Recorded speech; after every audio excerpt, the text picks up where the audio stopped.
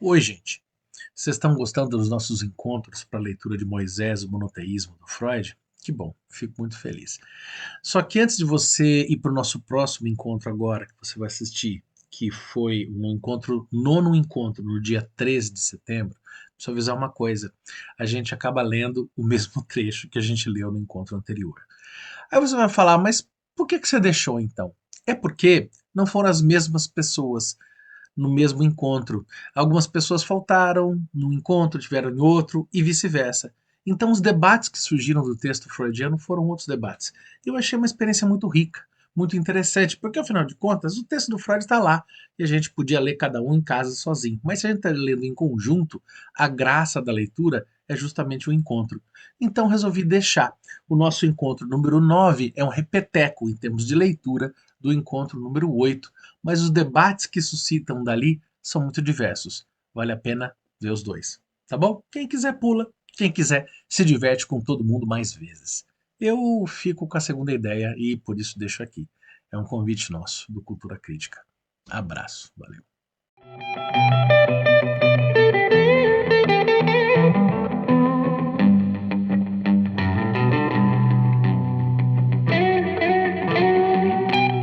Vamos lá. Faz parte, né? Aos trancos e barrancos, para quem vai assistir a gravação. Obrigado pela presença. Foi um sacrifício a gente achar a página aqui, né? Concordamos um lugar que paramos aí outra uma vez. Benjamin me lembrou de gravar. Muito obrigado novamente, Benjamin. Retomando, estamos no PDF, página 57. E depois a gente encontra no livro físico que página corresponde. Eu acho que é lá para frente das cento e pouco, uma coisa assim. De onde a gente parou? A gente, lá atrás, ele tinha trazido, se não me engano, ele está querendo falar de como que elementos recalcados, é o retorno do recalcado, né? Como elementos recalcados retornam no indivíduo neurótico, como é um processo que você depara diante da análise do sujeito neurótico, né? E ele dá como exemplo, ele pega isso na clínica de um exemplo de um menino hipotético, de um caso, que ele fala, olha, esse caso é representativo do que muito acontece. Um menino que ele tem uma relação, uma situação, ele se sente castrado pela mãe e pelo pai, principalmente pelo pai, e daí ele se torna um menino, continua sendo um menino comum, sem nenhum sintoma, depois na fase da puberdade, né, depois do período de latência, ele desenvolve uma agressividade que é uma resposta a um trauma de o rochedo da castração desse menino anterior. Certo? É mais ou menos isso. E ele mostra esse exemplo neurótico porque ele vai fazer a comparação de como que isso que acontece no sujeito, no indivíduo, vai acontecer em toda uma população para mostrar o retorno de um Moisés, de ritos mosaicos que foram reprimidos e que retornam, juntando a ideia de Moisés com o monoteísmo de Yahvé e fundindo na cultura que a gente conhece então. Certo? É nessa troca que tá. Beleza? Então, vamos à leitura. Página 57 do PDF. Esses três pontos, o fato de esses traumas surgirem cedo, nos primeiros 5 anos, seu esquecimento e o conteúdo sexual agressivo, são estreitamente ligados. Os traumas são ou vivências sofridas no próprio corpo, ou percepções sensoriais, geralmente de algo visto e ouvido, ou seja, vivências ou impressões. A relação entre os três pontos é estabelecida por uma teoria, um resultado do trabalho analítico, o único que pode proporcionar um conhecimento das vivências esquecidas ou, dito de forma mais viva, embora também mais incorreta, trazê-las de volta à lembrança. Essa teoria afirma que, contrariamente à opinião popular, a vida sexual humana, ou o que a ela corresponde na época posterior, forma um florescimento precoce que termina aproximadamente aos 5 anos e é seguido pelo chamado período de latência, até a puberdade, no qual não prossegue o desenvolvimento da sexualidade e o que se alcançou é inclusive anulado. É, eu só corrigi meu módulo de sobrevivência aqui. Pronto. Anulado. Essa doutrina é confirmada pelo exame anatômico do crescimento dos genitais internos. Ela conduz à suposição de que o ser humano descende de uma espécie animal que amadureceria sexualmente aos 5 anos de idade e provoca a suspeita de que o adiamento e o início em 2 tempos da vida sexual estão intimamente ligados à história da hominização. O ser humano parece ser o único animal com essa latência e retardamento sexual. Inclusive, investigações sobre os primatas, que até onde sei não existem, seriam indispensáveis para a verificação dessa teoria. Não pode ser irrelevante psicologicamente que o período da amnésia infantil coincida com esse primeiro período da sexualidade. Talvez esse fato produza a efetiva condição para a possibilidade da neurose, que é, em determinado sentido, uma prerrogativa humana, e nesta consideração aparece como um vestígio, survival reminiscence, da pré-história, tal como certos elementos da anatomia de nosso corpo. Certo? 2.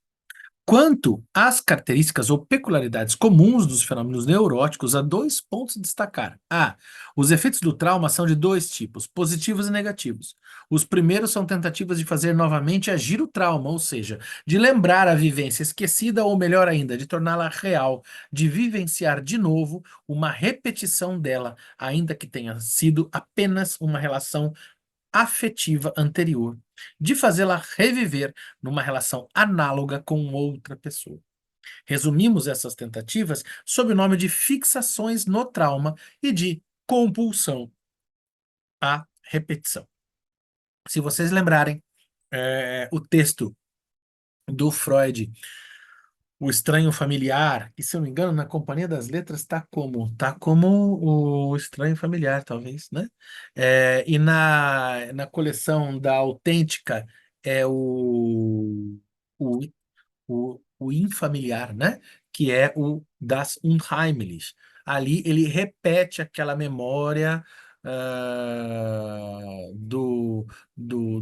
da questão ocular e do pai morrendo, e ele revive o trauma de pequeno, né, no conto do Hoffmann, enquanto ele encontra o Coppelius, que seria o bruxo, etc e tal. E esse tem um exemplo de como uma fantasia neurótica, óbvio que o objetivo daquele conto é fazer literatura e não dar exemplo de estrutura neurótica, mas o Freud traz da literatura do Hoffmann, né, para mostrar como esse processo, como funciona, né? Enfim, a compulsão à repetição. Elas podem ser acolhidas no assim chamado eu normal e, sendo tendências constantes dele, dar-lhe traços de caráter imutáveis, apesar de, ou melhor, justamente por seu verdadeiro fundamento, sua origem histórica, ter sido esquecido. Assim, um homem que passou a infância num vínculo exagerado com a mãe, agora esquecido, pode procurar a vida inteira por uma mulher da qual se torne dependente, pela qual seja alimentado e mantido.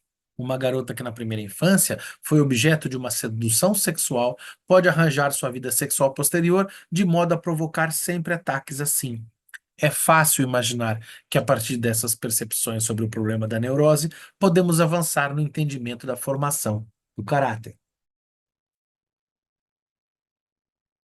As reações negativas perseguem a meta contrária, que nada dos traumas esquecidos deve ser lembrado nem repetido. Podemos resumi-las sob o nome de reações de defesa. Sua expressão maior são as assim chamadas evitações, que podem exacerbar, tornando-se inibições e fobias, né? Daí a gente encontrar muito da relação com isso aqui naquele outro texto do Freud, que é o Inibição, Sintoma e Angústia. É um ótimo diálogo aqui com esse texto também. Também essas reações negativas contribuem enormemente na criação do caráter. No fundo, são tanto fixações no trauma como o oposto, mas fixações com tendência contrária. Os sintomas da neurose, em sentido estrito, são formações de compromisso, em que convergem os 2 tipos de tendência oriundos do trauma, de maneira que, ora uma, ora outra direção neles se exprime predominantemente. Nessa contraposição de reações, são produzidos conflitos que não podem se concluir de forma regular. B. Todos os fenômenos, os sintomas, as restrições do eu e as mudanças de caráter estáveis têm caráter compulsivo. Isto é, com grande intensidade psíquica, mostram ampla independência da organização dos outros processos psíquicos, que são adaptados às exigências do mundo externo real, que obedecem às leis do pensamento lógico. Ou seja, esses fenômenos de sintomas e restrições, eles funcionam sozinhos, né? São uma maquininha paralela, né? Permitindo que a neurose se instale, o processamento repetitivo, e fique lá, repetindo ele mesmo ad nauseam, né? E também o computador vai fazer barulho aqui. Deixa eu desligar o computador aqui, gente. Um minutinho. Não, computador não, desligar os barulhos. Pronto. Não são, né, isso é real, que obedece às leis do pensamento lógico. Não são influenciados pela realidade externa, ou não o suficiente. Não se preocupam com ela, nem com seus representantes psíquicos, de modo que facilmente entram em antagonismo com os dois. São, por assim dizer, um estado dentro do estado, um partido inacessível, inapto para o trabalho conjunto, mas que pode ter êxito em subjugar o outro, o assim chamado normal, e pô-lo a seu serviço. Ocorrendo isso, chega-se ao domínio de uma realidade psíquica interna sobre a realidade do mundo exterior. Abre-se o caminho para a psicose. Mesmo quando a coisa não vai tão longe, é difícil superestimar a importância prática dessa situação. A inibição e a incapacidade diante da vida, numa pessoa dominada pela neurose, é um fator muito significativo na sociedade humana, e podemos reconhecer nisso a expressão direta da fixação desse indivíduo num fragmento antigo de seu passado. O que particularmente achei muito interessante, que gostaria de enfim, ver com vocês e pensar isso também, né? Eu achei muito interessante esse pedaço, esse trecho aqui. Ocorrendo isso, chega-se ao domínio de uma realidade psíquica interna sobre a realidade do mundo exterior. Abre-se caminho para a psicose. Interessante, né? Como ele vai descrever a estrutura neurótica, mas ele fala: olha, aqui a gente está na beira da psicose, né? Então, pelo que eu estou entendendo para o Freud, ou seja, enquanto você tem essa realidade, né, que é uma realidade interna que incomoda, atrapalha a realidade externa, né, o teste de realidade, quando você tem esse movimento, você está na neurose.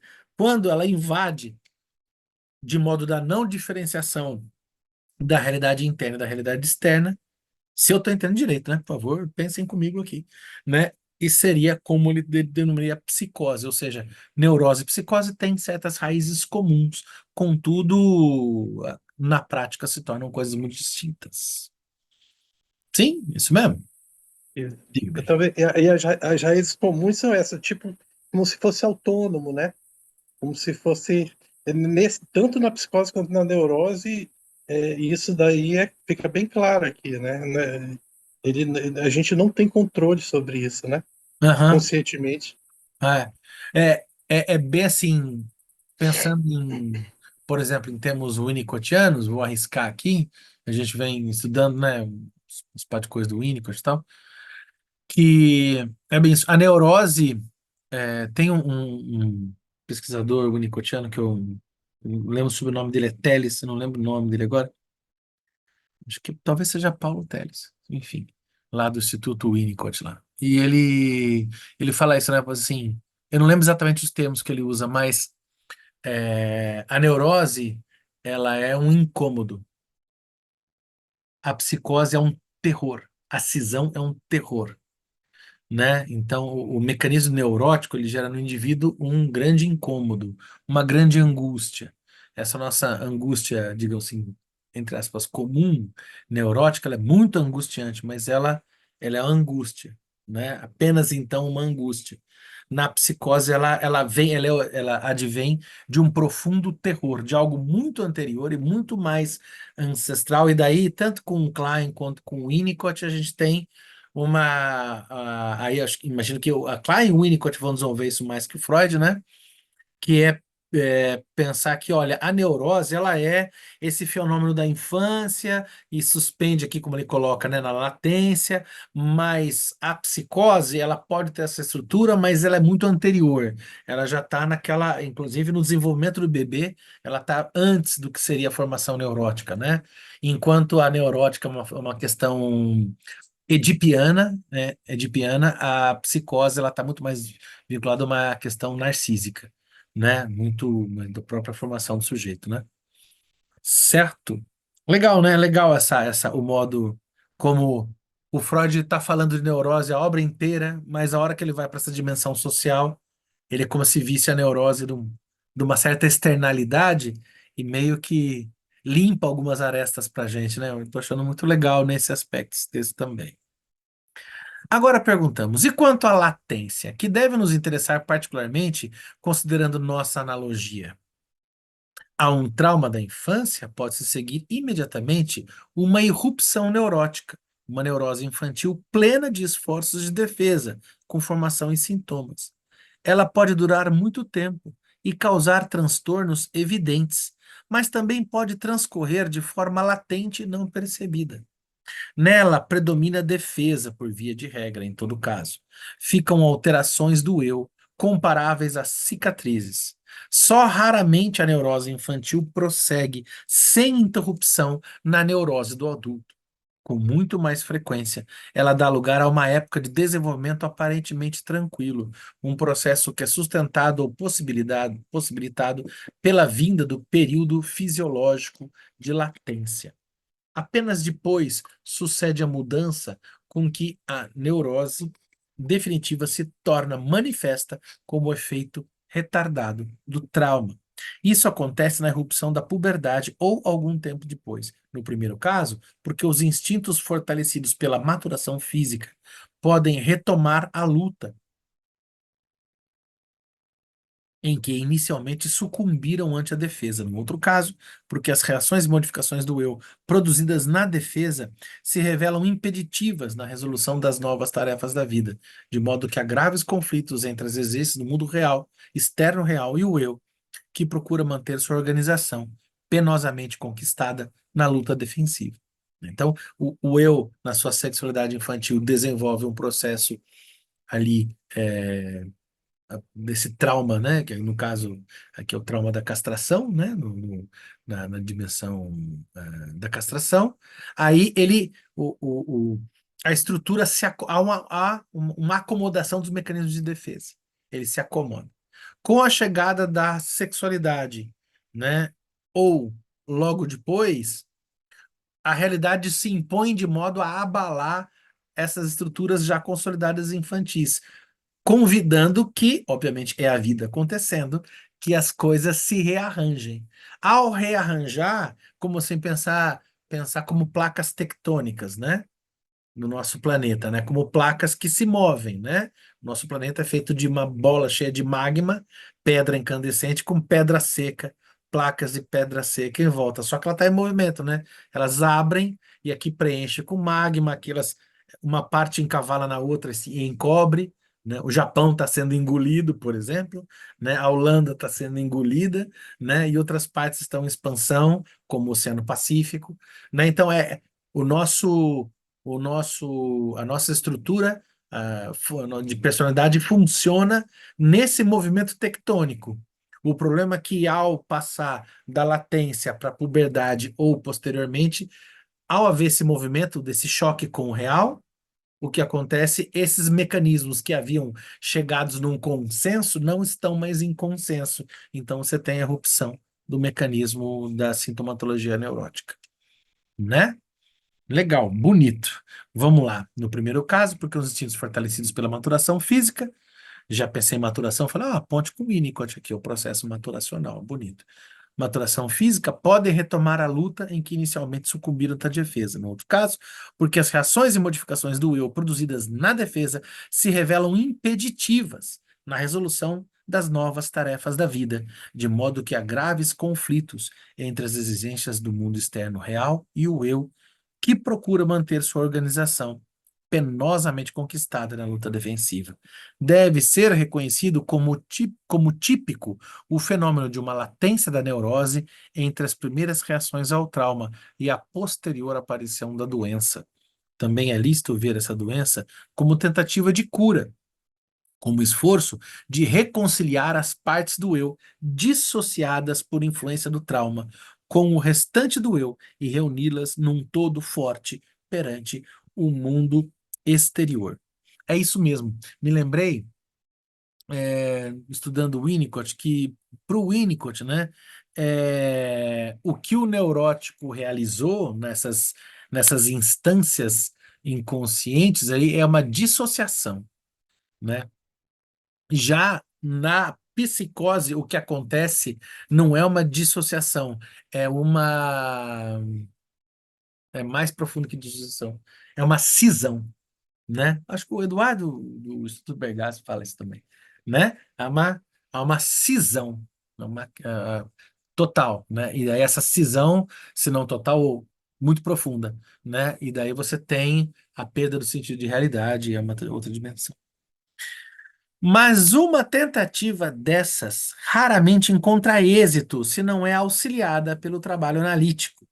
E mesmo assim, nem sempre, com frequência terminando em completa devastação e despedaçamento do eu, ou em sua sujeição pela parte que foi antes dissociada, que é dominada pelo trauma. Para chegar a convencer o leitor, seria necessário comunicar detalhadamente as histórias de vida de numerosos pacientes neuróticos, mas devido à amplitude e à dificuldade do tema, isso mudaria totalmente o caráter desse trabalho. Ele se tornaria um tratado sobre a teoria das neuroses e então provavelmente interessaria apenas ao pequeno número de indivíduos que escolheu o estudo e a prática da psicanálise como tarefa de vida.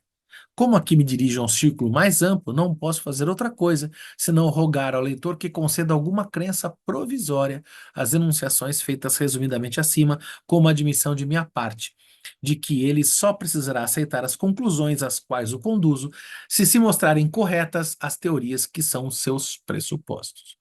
Pedindo calma para o leitor, né? Aqui são os momentos que o Freud lembra o Machado de Assis, né?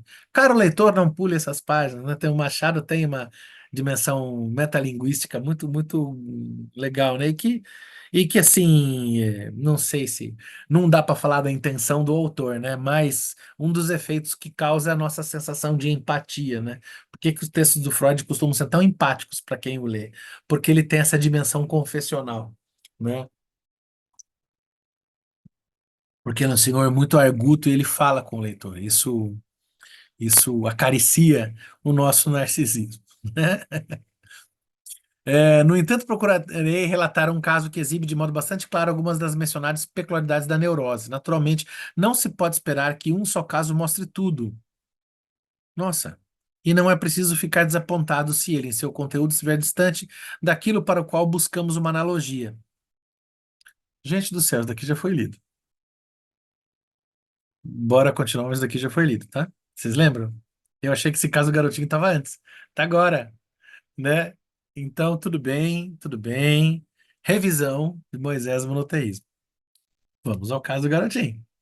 Um garotinho, como é frequente em famílias de baixa classe média, dividiu o quarto com os pais nos primeiros anos de vida e repetidamente ou sempre tinha oportunidade numa época em que ainda falava mal de observar o que ocorria sexualmente entre os pais, né? De ver algumas coisas e ouvir outras mais.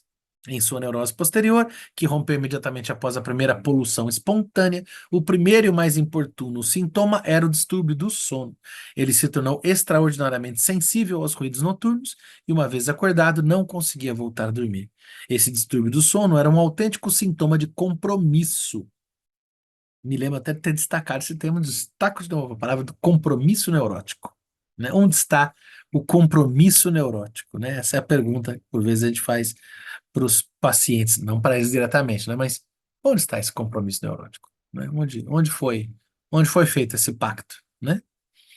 Por um lado, expressão de sua defesa contra aquelas percepções noturnas. Por outro, tentativa de restabelecer o estado de vigília, em que podia ficar à espera daquelas impressões. Isso está muito. Leiam o Unheimlich, lá do Freud, o estranho familiar. É muito o caso do conto do Hoffman, O Homem de Areia. Tal observação logo despertou o menino para a masculinidade agressiva. Ele começou a excitar seu pequeno pênis com a mão e a empreender diversos ataques sexuais à mãe, identificando-se com o pai, em cujo lugar ele se punha. Isso continuou até que a mãe lhe proibiu tocar o membro e, além disso, ameaçou contar ao pai que, como punição, tiraria dele o membro pecador.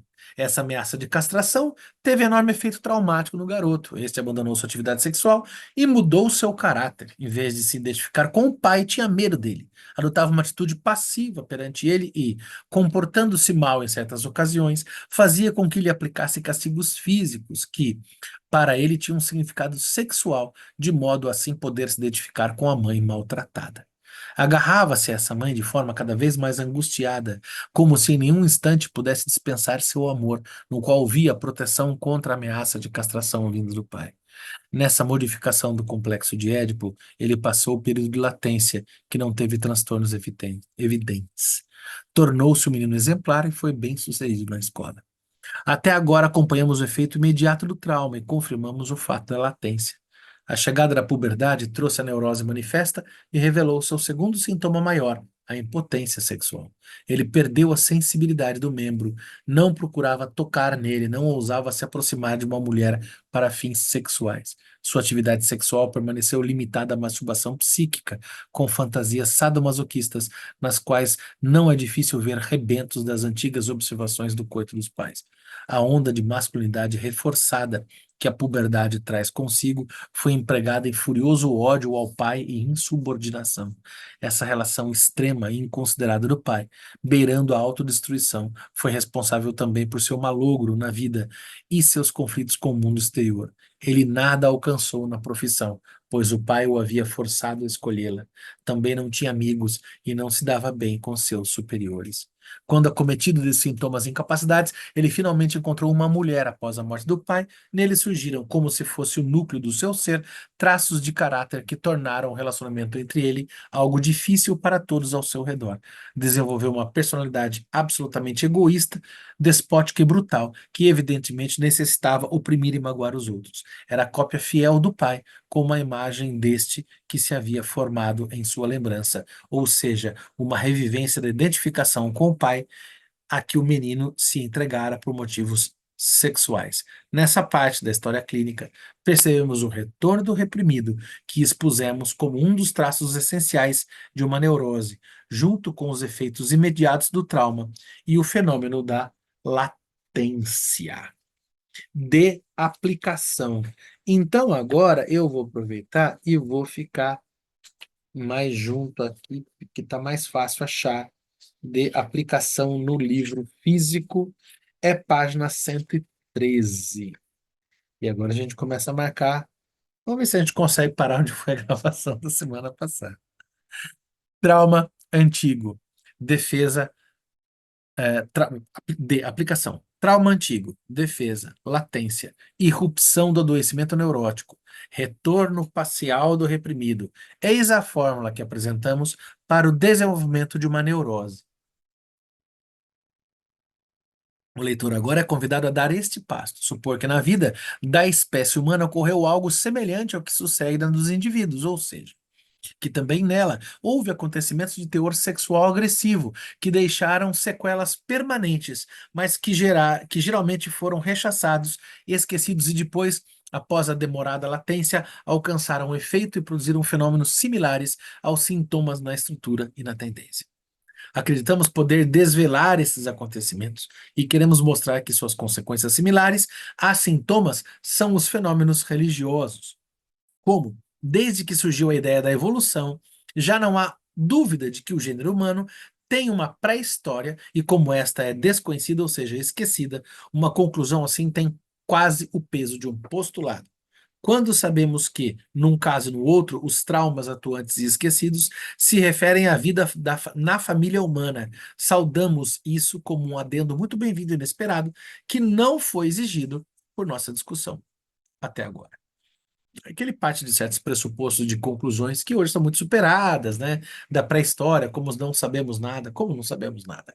Calma lá, né? Inclusive, o próprio conceito hoje ainda se usa, né? O nome pré-história na história, mas é um nome que ficou desprovido de significado, né? Porque a pré-história tem história, então ela não é uma pré-história, né? Chamar a pré-história de pré-história significa acreditar que a história só começa com a invenção da escrita, né? Muito no século até o século XIX, acreditava-se que assim o seria, né?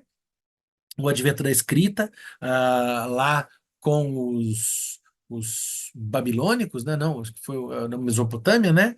Com a escrita cuneiforme, né? Eu não sei se são sumérios, acádios, acho que são sumérios, se não me engano, né? Que criam a escrita cuneiforme, esse é o primeiro registro de escrita, a partir daí temos história, porque a história é tudo que se escreveu. O que não se escreveu não tem história, e é uma visão muito historicamente superada, porque afinal temos arqueologia, temos, enfim, um conjunto de a própria antropologia, sociologia e a própria história que, munida dessas ferramentas, vai fazer, né, outros trabalhos e que, não, a gente sabe de muita coisa, né?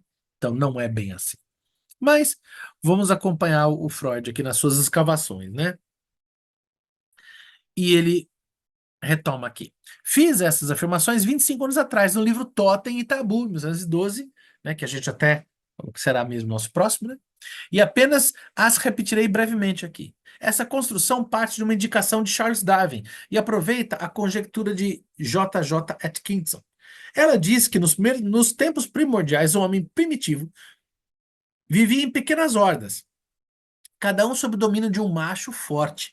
Não é possível determinar a época nem a relação com as eras geológicas conhecidas. Provavelmente aquela criatura humana não avançara muito no desenvolvimento da linguagem. Por favor, hein, gente? Lembrar que o nosso amigo Freud está super datado aqui, né, em termos de pensamento histórico, antropológico e de estudos de linguagem, por favor. Uma parte essencial da construção é a hipótese de que os fatos que descrevemos atingiram todos os homens primitivos, ou seja, todos os nossos ancestrais. Contamos essa história de maneira bastante condensada, como se tivesse ocorrido uma única vez, o que na realidade se estendeu por milhares de anos e se repetiu incontavelmente. O macho forte era senhor e pai de toda a horda e tinha poder ilimitado que exercia com violência. Todas as fêmeas eram propriedade sua, as mulheres e filhas da própria horda e talvez também as roubadas de outras hordas. O destino dos filhos era duro. Quando despertavam o ciúme do pai, eram abatidos, castrados ou banidos. Tinham de viver em pequenas comunidades e obter fêmeas mediante o rapto. E um ou outro podia, então, alcançar uma posição semelhante à do pai da horda primitiva. Está descrevendo um comportamento praticamente de machos de comunidades, por exemplo, sei lá, de babuínos, leões, né? Mas que não tem a questão da castração, mas tem, né? Castrados assim, de se tornar subalterno em relação ao pai, né? Por razões naturais, uma posição excepcional era ocupada pelos filhos mais novos que, sob a proteção do amor das mães, podiam tirar proveito do envelhecimento do pai e substituí-lo após a morte. Nos mitos e fábulas, acreditamos perceber ecos tanto da expulsão dos filhos maiores como do favorecimento dos menores. Deixa eu ver se eu acho onde é que a gente está aqui. 115. Estamos na página 115. O passo seguinte e decisivo para mudar esse primeiro tipo de organização social deve ter sido que os irmãos expulsos que viviam em comunidade se reuniram para subjugar o pai e devorá-lo cru, conforme o costume daqueles tempos. Esse canibalismo não nos deve chocar, ele prosseguiu longamente em épocas posteriores, né? Vide o nosso exemplo do cristianismo, né, que miticamente recupera essa ideia. Os esquimós com o devoramento do urso, e assim, como diz o nosso amigo Zizek, and so on, so on, and so on.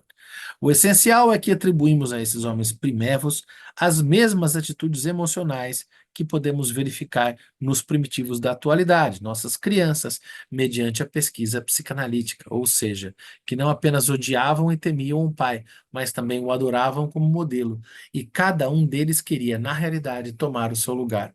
O ato canibal se torna compreensível, então, como tentativa de assegurar a identificação com ele pela incorporação de um pedaço dele.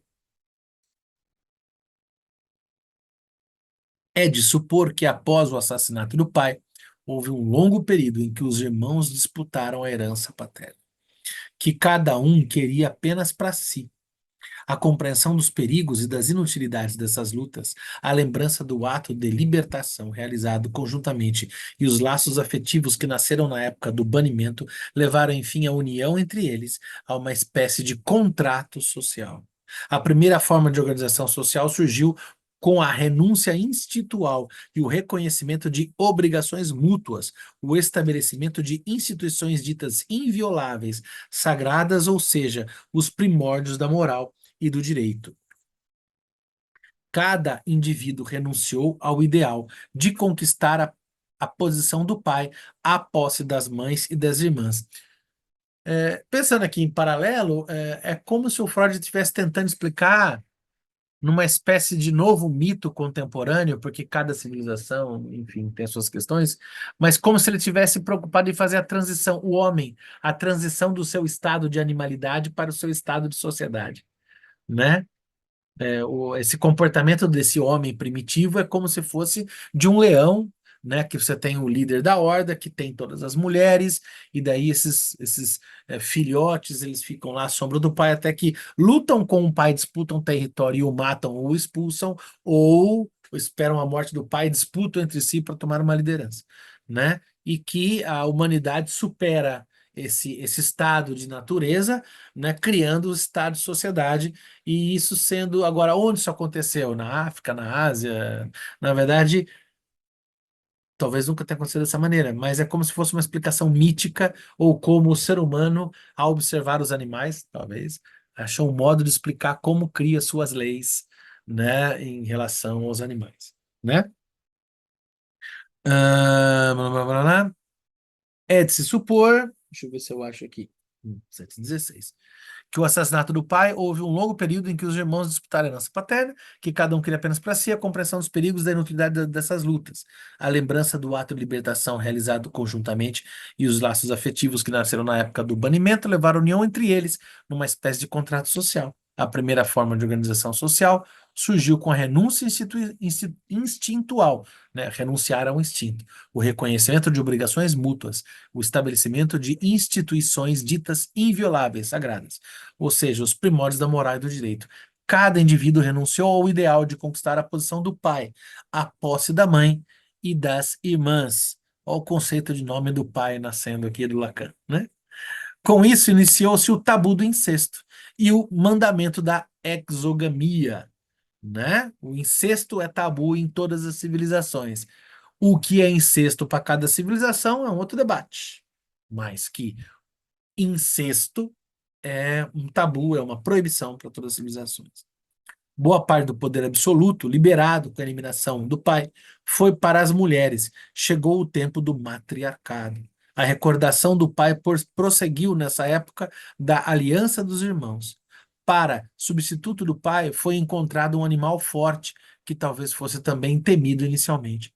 Tal escolha pode nos parecer estranha, mas não havia para os primitivos o hiato que depois o ser humano estabeleceu entre si e os animais, e tampouco existe para as nossas crianças, cujas fobias de animais podemos explicar como o medo do pai. Aqui ele está citando, acredito que diretamente, o Homem dos Lobos, né? No caso do Homem dos Lobos. Na relação com o animal totêmico, se mantinha plenamente a original dicotomia, a ambivalência do laço afetivo com o pai. O totem era visto, por um lado, como um ancestral de sangue e espírito protetor do clã. Tinha de ser venerado e poupado. Por outro lado, instituiu-se um dia de festa em que lhe dava o mesmo destino que tivera o pai primordial. Era abatido e devorado conjuntamente por todos os camaradas. A refeição totêmica, conforme Robertson Smith. Esse grande dia festivo era, na realidade, uma comemoração do triunfo sobre o pai obtido pelos filhos aliados. Onde fica a religião nesse contexto? Nossa, a pergunta dele chega a soar até engraçada, né? Porque é repleto de rito religioso, né? Onde fica a religião nesse contexto?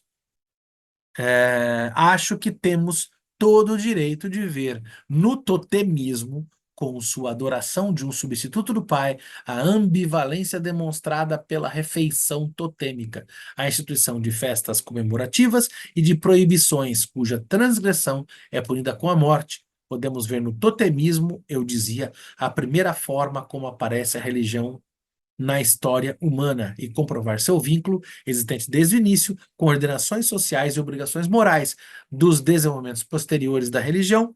Podemos oferecer aqui apenas um breve resumo. Sem dúvida, ocorreram paralelamente os avanços culturais da espécie humana e as mudanças na estrutura das comunidades humanas. Daqui, por exemplo, que eu tiro a ideia, que eu acho que talvez um tanto quanto óbvia, né? De que, ou seja, o processo de análise é fazer com que o sujeito supere as suas estruturas totêmicas de infância.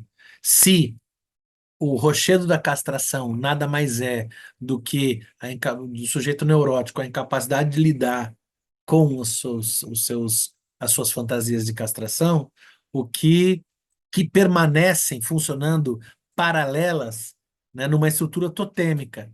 Ao analista, ao analisando, em análise, cabe, na sua relação transferencial com o analista, superar as suas estruturas totêmicas, mágicas, e por isso neuróticas infantis. Né? Certo? E daí ele vai falar assim: então, para ele, a religião é isso. Para ele é. Então, cabe à humanidade superar a religião. Parece que para ele, sim. Né? Certo? É, eu concordo? Não sei o que que muda eu concordar ou não, né? Caso alguém vai perguntar, não sei se muda. É o Freud, né? Agora, a questão é que nunca houve civilização sem religião, né? E aí? Como é que se lida com isso, né? E, enfim, né? Daí que eu acho que o barato do possível debate disso é também que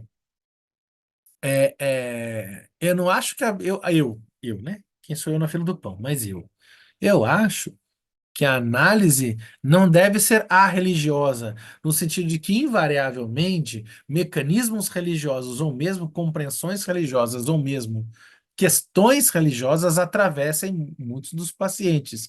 E eu acho que o psicanalista não deve se privar de conhecer mitologia religiosa, transitar, circular com muito gosto pelo maior número possível, para que ele saiba lidar com essas questões. Contudo, o psicanalista precisa ser leigo, ainda que ele seja de alguma matriz religiosa. Mas a psicanálise precisa ser leiga, porque afinal, como é que fica? Você só vai tratar correligionários da tua mesma religião? E se você for um evangélico, e você pode ser evangélico e ser psicanalista, e você vai tratar um sujeito do candomblé, o que que você vai falar para ele? Converta-se? Né? E você, o que que vai fazer o sujeito neurótico que frequenta a igreja pentecostal? Ele precisa deixar de ser religioso? Não, ele é legal que ele supere a neurose, não é? E talvez continuar religioso, pois por que não? Não é? Por que não? Então a psicanálise não é um instrumento de conversão religiosa, né? Por isso ela precisa ser leiga, né? E a religiosidade? Religiosidade é uma questão de foro íntimo. Né? Afinal, a função do analista não é devassar o foro íntimo de ninguém, muito pelo contrário, né? É lidar com esses mecanismos e trazê-los à luz. Diga, Nina. Você está falando do que é o ideal, né? O psicanalista ser neutro e não. Eu nem coloco neutro, não, viu? Oi? Eu nem colocaria essa palavra neutro. Eu acho essa palavra neutro uma palavra muito radical, muito forte, muito impossível. Eu diria que o analista ele é leigo, no sentido de que, olha, O- lida com essas questões. Leigo, Ok. né? E hoje em dia a gente vê muita gente se formando em cursos e se autodenominando psicanalista cristão. Uhum, tem. Então, essa psicanálise é que a gente, né, discute se é realmente uma psicanálise, Uhum. porque mistura a religião junto com a psicanálise. Então, é bem complicado hoje em dia, porque é o que você falou, alguém da igreja evangélica vai fazer o quê? Vai procurar um psicanalista cristão.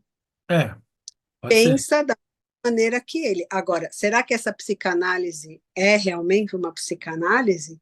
Ou é uma doutrina? Ou acaba sendo algo mais ligado à religião do que à psicanálise? É, e eu acho que é uma ótima questão. Até porque a religião, muitas vezes, ela é castradora, principalmente no que se refere à sexualidade, né? E quando você começa a entrar dentro de se aprofundar, você vai chegando nos dogmas religiosos, né? que simplesmente não pode porque é um dogma. E aí Uhum, aquilo vai criando um espírito crítico, vai fazendo a pessoa pensar. Claro, ela tem a religião, ela vai seguindo, mas essa crítica vai aparecer uma hora ou outra, né? Dentro do processo religioso, acho que em todas, do processo analítico, né? Sempre a gente chega ali na questão da sexualidade. uhum. Nossa, invariavelmente. Essas psicanálises com esses adjetivos cristãs, não sei o que lá, não sei o que lá, é só para, no caso, né, reforçar alguns preconceitos, né, no caso de algumas pessoas que já estão envolvidas nesse ambiente. Eu conheço, né, alguns pastores que são psicanalistas, ou se dizem psicanalistas. Uhum. É, eu acho uma questão bem difícil, viu?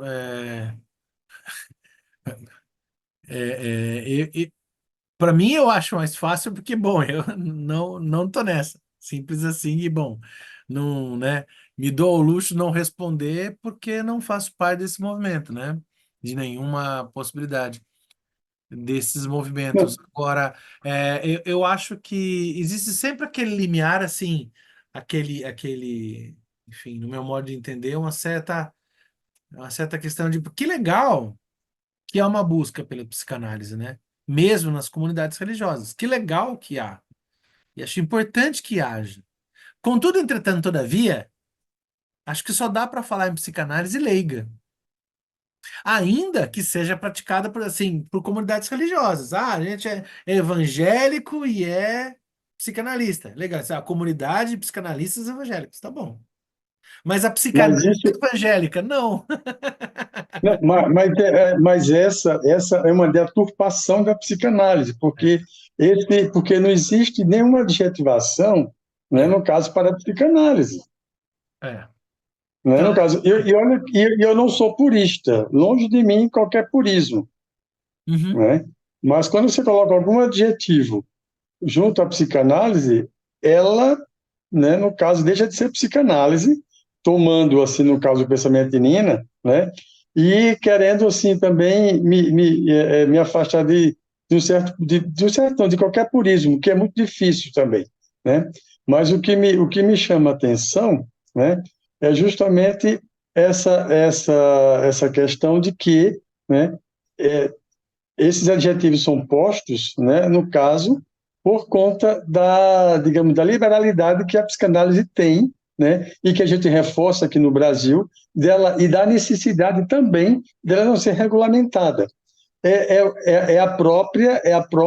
A essência, né, a própria essência da psicanálise faz com que ela tenha esses problemas.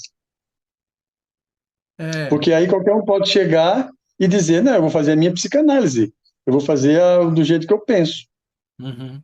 porque não existe regulamentação, e nem pode haver regulamentação.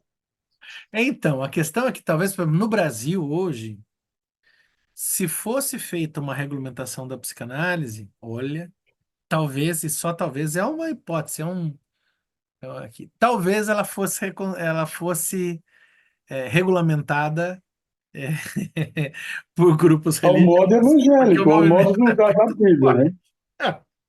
Pois é, Então, o barato da psicanálise é que ela mantém aberta as suas contradições, né? Ela mantém aberta as pois suas. é. Porque Aham, o que leva ela para esse limiar é a sua abertura. E o que salva ela desse limiar é a sua abertura. é a sua abertura, pois é, para E o bem e para o mal, né? a hora que cristalizar, cristaliza para onde? Para Aham, quem? De que jeito? pois é. Né? E daí parece que talvez a psicanálise seja uma espécie, assim, nesses termos de. E sempre é, né? Sempre é um convite a deixar as feridas abertas, né? Uhum, Talvez quem que é o Prometeu ou é o Sísifo? O Sísifo é o que rola a pedra, né? É o Prometeu, né? uhum. O psicanalista talvez seja esse que precise manter sua ferida aberta, né? Para que possa olhar as feridas. E talvez a psicanálise tenha essa dimensão, né? De ter o seu fígado sendo roído justamente para poder abrir. Porque é super legal, assim. Eu acho, por exemplo, eu tenho os meninos, o Ronald, né? Que sempre participa aqui desses encontros, né? Por exemplo, o Ronald, se não me engano, eu não sei até que ponto ele se coloca como psicanalista cristão, não sei nesses termos, mas ele fez, acho que, trabalho de análise, que ele faz análise com aquele pastor, o Fábio, que é psicanalista e tal, e que tem todo um trabalho vinculado às periferias, que assim, tem uma coisa muito interessante, né? Agora, e é interessante você falar, mas o cara é evangélico, né? O cara é cristão. Mas ele é um cara que está atacando todas as questões evangélicas e os monopólios evangélicos. Então você fala, nossa, mas espera, então o que ele está chamando de cristianismo também, né? O cristianismo dele não é um cristianismo de igreja, é um cristianismo de uma postura existencial diante do mundo combativa. Então, Que Fábio é esse? né? É um Que pastor, Fábio é esse? eu acho que É o pastor Caio Fábio. Caio Fábio, isso. É. Uhum. Pastor Ele Caio é, Fábio, ele é muito polêmico, né? Inclusive, é, esses dogmas religiosos ele quebra todos. é, Bate de frente, né? Com muitos deles.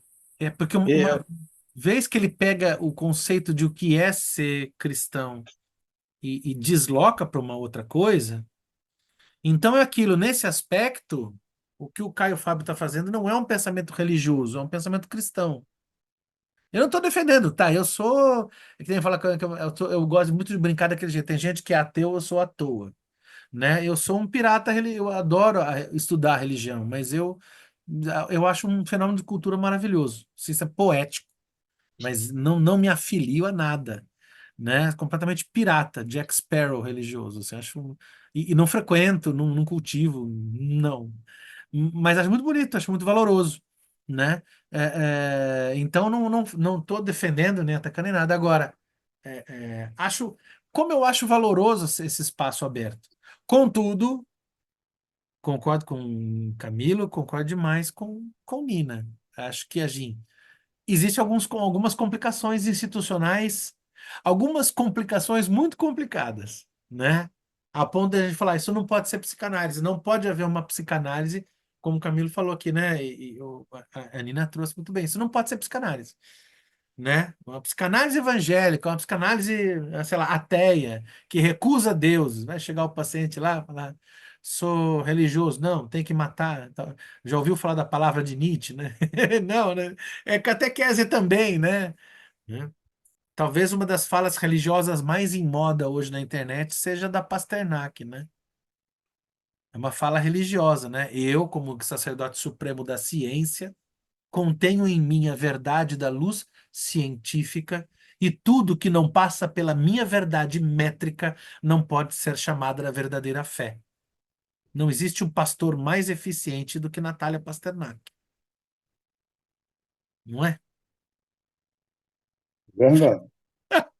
Então, eu gosto dessa dúvida. Eu gosto, particularmente, né? Agora, a psicanálise precisa ser leiga, né? Né? Acho eu. Para o bem e para o mal, mas ela precisa. Isso, é exatamente, né? Como diria o colega Nietzsche, né? Muito além do bem e do mal, né? Ela Aham. precisa ser leiga, ela precisa ser leiga. O analista, não, mas a psicanálise precisa ser leiga, né? Vamos continuar pessoal, mais um pouquinho? Oi, fale, Nina. muito obrigada, mas eu tenho que sair agora, Pá, tá bom? tá joia. Muito Obrigado obrigada você. pela dica, adorei. Obrigado você. Valeu. Tchau. Tchau, Nina.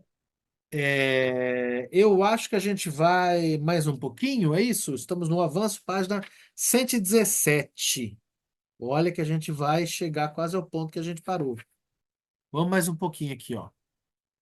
O avanço seguinte em relação ao totemismo foi a humanização do ser adorado. No lugar dos animais surgiram deuses humanos que derivam abertamente do totem. Ou o deus era representado ainda em forma de animal, ou pelo menos com o rosto do animal, ou o totem se tornava o acompanhamento preferido do deus, inseparável dele. Ou o mito rezava que o deus havia abatido justamente aquele animal, que era seu estágio preliminar. Num ponto desse desenvolvimento que não é fácil precisar, apareceram grandes divindades maternas, provavelmente ainda antes dos deuses masculinos, e coexistiram por muito tempo com eles. Enquanto isso, uma grande reviravolta social aconteceu. Houve a restauração de uma ordem patriarcal que substituiu o direito materno. É certo que os novos pais não alcançaram a onipotência do pai primordial. Eram muitos, conviviam em associações maiores do que as antigas hordas. Tinham de se entender bem. Eram limitados por normas sociais. Provavelmente as divindades maternas se originaram na época da restrição do matriarcado, como compensação para as mães relegadas a segundo plano. As divindades masculinas apareceram inicialmente como filhos ao lado das grandes mães, somente depois assumiram claramente os traços de figuras paternas. Esses deuses masculinos do politeísmo refletem as condições da era patriarcal. Eram numerosos, limitavam uns aos outros, ocasionalmente se subordinavam a um deus superior. O passo que se seguiu leva ao tema que nos ocupa, ao retorno do Deus Pai único que domina sem restrições.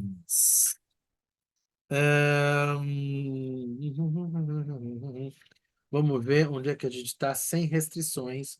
Página 118. Vou até fazer uma marquinha aqui. Muito. E nós encerramos por hoje. Pode ser? Eu acho que a gente meio que parou onde a gente tinha parado de verdade, né? E eu vou publicar o encontro mesmo assim. Talvez ele fique repetido, né? E fica para a galera aí, porque os debates, né? Os debates que geram cada encontro, ainda que seja uma leitura do mesmo trecho, geram debates únicos, né? Hoje, por exemplo, a gente foi para essa dimensão dos limites, né? Pode haver uma psicanálise religiosa, né? E não quero, de forma alguma, me colocar por vocês. Pode haver uma psicanálise religiosa? Para mim, não. Pode haver uma psicanálise leiga, né? Pode ideias de religiosidade perpassar a análise? Acho inevitável que perpasse, né? E acho que não deve o psicanalista ser um antirreligioso, porque ser um antirreligioso fervoroso também é um modo de ser religioso, é um modo de ser fundamentalista, né? Mas a psicanálise precisa ser leiga, no meu modo de pensar, pelo menos. E parece, sem nenhum exagero, que é o modo do Freud. Eu não vi ainda, não sei se Ben já viu, Camilo viu, não sei se Rafa tá aí nos ouvindo, não sei se ele ouviu também. Tem um filme, né? Que é o Freud, a última sessão de Freud, e que, se eu não estou enganado, vai passar por isso, porque na última sessão do Freud, o Freud vai dialogar com o Lewis, que é o cara que escreve as Crônicas de Nárnia, né? Que são crônicas profundamente religiosas, né? Eu entendo que o debate, eu não vi o filme, já ouvi até gente falando que é bom, já ouvi gente falando que não é nem tão bom assim, que achou muito caricata a dimensão do Freud, né? Mas que a questão ali é a questão da religiosidade, né? Ah lá, tem uma peça de teatro também com o Odilon Wagner, né? O Rafa trouxe aqui pra gente. Eu acho, Rafael, que eu acho que o filme vem o filme e a peça vêm de um livro, né? Que é um médico, se não me engano, que faz essa. Se eu entendi direito, esse livro ele é uma espécie como se fosse um romance histórico, né? Ele coloca um evento ficcional num contexto histórico real, né? Ele coloca um encontro entre Freud e Lewis, que eu não sei se aconteceu. Ele faz mais ou menos o que o Irving Yalom faz naquele livro Quando Nietzsche Chorou, lá, o dia que Nietzsche chorou, quando Nietzsche chorou, né? Porque parece que o Nietzsche não se encontra com o Breuer, né, que foi o amigo do Freud, né, o pesquisador junto com Freud e tal, né, mas ele coloca, né, ele usa desses dois personagens, o Nietzsche e o Freud, para produzir um evento histórico, né, que é o mesmo tipo de raciocínio histórico que é o que faz como é que é o nome? O Humberto Eco no Nome da Rosa, né? Aquele mosteiro exatamente não existiu, né? o livro da Poética de Aristóteles não se sabe se existiu ou se pegou fogo, e no meio dessas possibilidades, o Humberto Eco faz um romance histórico com personagens reais, né? O Ubertino de Casale, que é um franciscano da época, existiu, né? E tem um personagem interessantíssimo, né? E, enfim, é isso. Muito obrigado a presença de todos e todas. Agradecer a colega que saiu agora há pouco e estava presente em grande parte do encontro. E nos encontramos na próxima sexta. Certíssimo? Ok. Obrigado, gente. Obrigado demais pela presença. Valeu, valeu, valeu. Obrigado a Um todos, abraço. hein? Bom final de Bom final semana. de semana. Valeu.